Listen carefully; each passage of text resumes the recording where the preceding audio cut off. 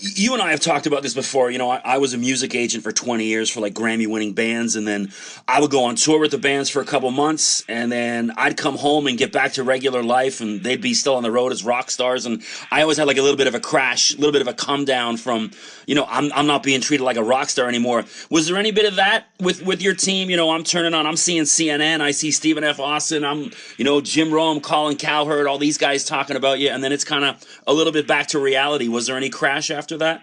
I know for me at least, I mean, my wife's still making me do my laundry and stuff like that. I wasn't getting special treatment at home.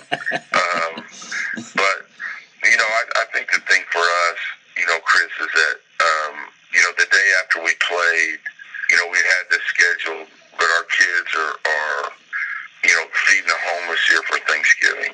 So, we try to treat our guys, and they handled it great, just like they've always been. And obviously there was a lot of attention brought to us. I tell you what was probably the best thing that happened to us. We went and won at Arkansas State on the road. We played on a Tuesday at Duke, and then we went to Arkansas State. And I was emotionally drained. I was physically tired going into Arkansas State. I really challenged our seniors to, how much are they satisfied where they were? Do they want more? And we played okay the first half, and we played great the second half.